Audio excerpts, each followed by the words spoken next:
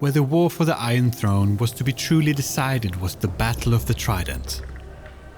The rebel forces led by Robert Baratheon of Storm's End, supported by Jon Arryn of the Vale, the Tullys of Riverrun, and Robert's childhood friend Eddard Stark of Winterfell, would face off with Prince Rhaegar Targaryen and the royal army of the Mad King Aerys Targaryen. The battle was fought at the crossing of the Trident, a river that would later become known as the Ruby Ford, as the forces of King Rhaegar Targaryen tried to cross it. Standing in their way was King Robert Baratheon, commanding his army with a booming voice that struck fear into the royal army.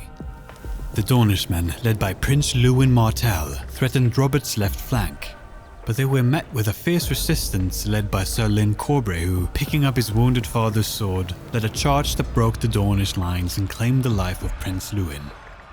Throughout, great lords and knights made their mark on the field of battle.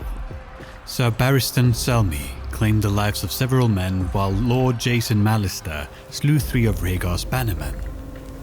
But the true moment of reckoning came when Robert and Rhaegar met in single combat in the stream. With a powerful blow of his warhammer, Robert crushed Rhaegar's chest, shattering the rubies on his armor and giving the river its new name, the Ruby Ford. With their leader fallen, the royal army broke and fled back to King's Landing. Robert, still wounded from his battle with Rhaegar, tasked Eddard Stark with the pursuit of the remnants of the Targaryen army. Eddard followed them back to King's Landing, where the Red Keep was being held by the last of the Loyalists. And thus, the stage was set for the final confrontation in the war for the Iron Throne. King Aerys, in his madness, had been preparing his wildfire plot, a plan that even his new Hand of the King, Lord Qualton Chelsed, could not ignore. Despite his attempts to change the king's mind, he was met with resistance and ultimately paid for his loyalty with his life, burned alive at the hands of the Mad King. Aerys named his favorite pyromancer, Rossart, as the new Hand of the King, but his reign was short-lived as well, lasting only a fortnight. Tywin Lannister, Lord of Casterly Rock, had remained neutral during the war and was unresponsive to the calls of both the Loyalists and the rebels. However, just a fortnight after the Battle of the Trident, Lord Tywin appeared at the gates of King's Landing with a force of 12,000 men from the Westerlands.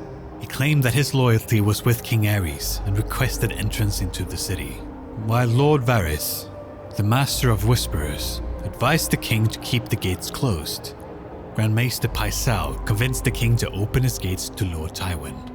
What happened next was nothing short of a tragedy.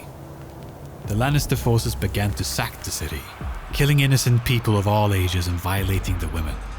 The king flew into a rage and ordered the pyromancers to burn the city and all its people to the ground.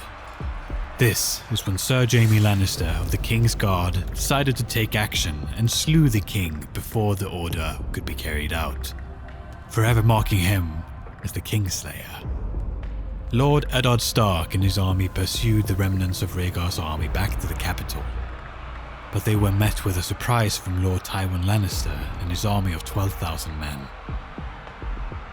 In the end, the city and its king fell, the result of a combination of mad leadership and calculated maneuvering.